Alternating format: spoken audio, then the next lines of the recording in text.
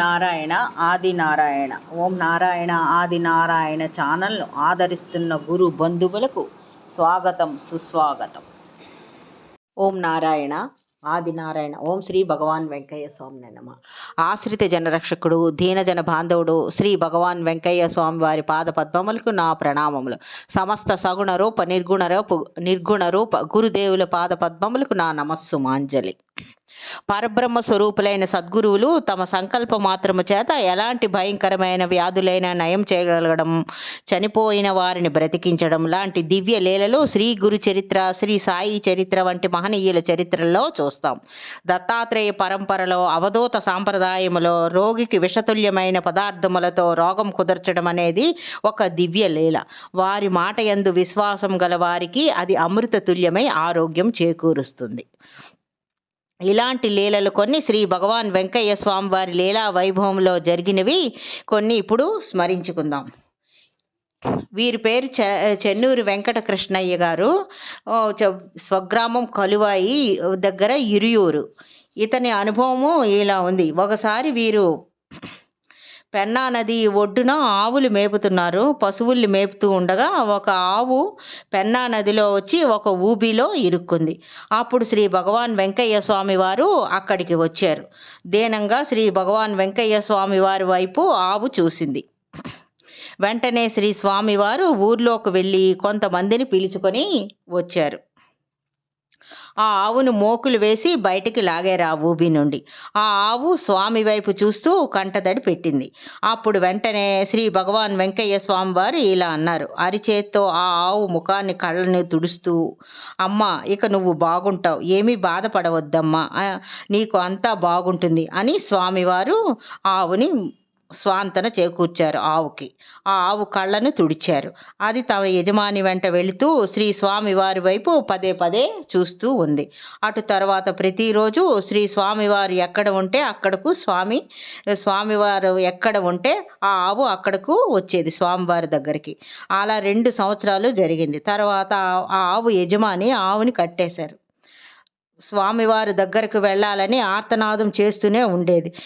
ఎక్కడో ఉన్న శ్రీ భగవాన్ వెంకయ్య స్వామి వారి వెంటనే ఆ ఆవు దగ్గరకు వెళ్ళేవారు. ఇంకొక లీల ఇది పెన్నబద్వేలు తిప్ప మీద జరిగినదే. ఇది పెన్నబద్వేలు తిప్ప మీదకి కొంతమంది అబ్బాయిలు వచ్చారు. శ్రీ స్వామివారితో వచ్చిన అబ్బాయిల్లో కొంతమంది స్వామివారితో ఆ అబ్బాయిల్లో ఒక నలుగురు స్వామివారి చేత దారం కట్టించుకున్నారు.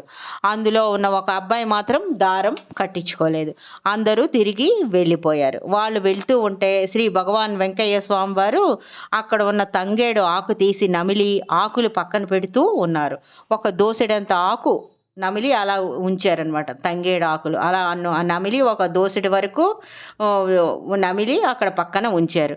అక్కడ నుండి వెళ్ళిన 5 మందిలో ఆ దారం కట్టించుకున్న అబ్బాయికి యాక్సిడెంట్ అయ్యి కాలు విరిగింది. వెంటనే శ్రీ స్వామివారి దగ్గరకు ఆ అబ్బాయిని తీసుకొని వచ్చారు. అప్పుడు శ్రీ స్వామివారు నమిలి పెట్టిన ఆ తంగేడు ఆకును ఆ అబ్బాయికి కాలుకు ఆ ఆకు పెట్టి కట్టు కట్టారు. తంగేడు ఆకు పెట్టి నమిలిన తంగేడు ఆకు పెట్టి ఆ కాలుకి కట్టు కట్టారు. ఆ అబ్బాయికి దెబ్బ తగులుతుందని శ్రీ స్వామివారికి ముందే తెలుసు కనుక ఆ ఆకుని నమిలి సిద్ధంగా ఉంచుకున్నారు. కేవలం 3 రోజుల్లోనే ఆ కాలు అతుక్కుంది. ఆ పిల్లవాడు చెంపలేసుకొని తన తప్పు తెలుసుకొని శ్రీ స్వామివారికి ప్రణమిల్లాడు. ఇంకొక లీల ఇది. బ్రాహ్మణపల్లి నుంచి వెంగళ నరసారెడ్డి అని ఒక రైతు శ్రీ భగవాన్ వెంకయ్య స్వామి వారి వద్దకు వచ్చి ఇలా విన్నవించుకున్నాడు. స్వామి, మా ఎద్దుకు బాగులేదు, రక్త విరోచనాలు అవుతున్నాయి, మేత కూడా తినటం లేదు, డాక్టర్ గారు 1 రోజులో చనిపోతుందని చెప్పారు అని అన్నారు.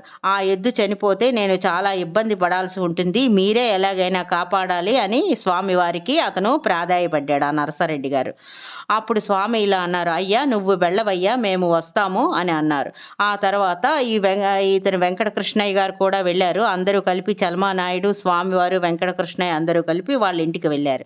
అప్పుడు శ్రీ భగవాన్ వెంకయ్య స్వామి వారు అక్కడికి వెళ్ళి ఆ ఎద్దుకు 2 కొమ్ములకు దారం కట్టి ఎడమవైపు కొమ్ము దారం తీసి ముందు ఆ 2 కొమ్ములకు దారం కట్టారు. తర్వాత ఎడమవైపు కొమ్ము దారం తీసి కుడివైపు కొమ్ముకు కట్టి మళ్ళీ కుడివైపు కొమ్ము దారం తీసి ఎడమవైపు కొమ్ముకు కట్టి ఎద్దు తోకని పట్టుకొని గట్టిగా ఒకసారి కొరికి దూకి ఆ ఎద్దు ముడ్డి మీద అరచేతితో గట్టిగా తట్టారు. శ్రీ స్వామివారు ఆ రెడ్డి గారితో ఇలా అన్నారు, అయ్యా ఇంకేమీ కాదు, ఎద్దుకు బాగుంటుంది, ఉదయాన్నే వచ్చి గడ్డి వేస్తాను అని అన్నారు స్వామివారు. అలాగే ఉదయం వచ్చి ఒక చొప్ప కట్ట ఎద్దు నోటికి అందించారు స్వామివారు. ఒక అద్భుతం జరిగింది. అంతగా రక్త విరోచనాలై నీరసించి పడిపోయిన ఆ ఎద్దు శ్రీ స్వామివారి చొప్ప కట్ట అందించగానే చివుక్కున లేచి చొప్ప కట్ట అందుకొని తినింది. రెడ్డి గారు ఆశ్చర్య ఆనందాల్లో మునిగిపోయారు. అందరికీ ఆ రోజు అతను చక్కటి విందుని ఏర్పాటు చేశారు. స్వామివారి సేవకులకు పంచపర్వ విందు ఏర్పాటు చేసి ఆ రోజు వారు ఆ విధంగా వారు కృతజ్ఞతను తెలుపుకున్నారు. స్వామివారి కృపకు ఆ విధంగా పాత్రులయ్యారు. ఆ ఎద్దు యొక్క వ్యాధికి శ్రీ స్వామివారు చేసిన వైద్యానికి ఎలాంటి పొంతన లేదు. ఏ వైద్య గ్రంథంలోనూ ఇలాంటి వైద్య విధానం ఉండదు. ఇది స్వామివారి మహిమ, అవధూత వైద్య విధానం. ఓం నారాయణ. ఆది నారాయణ.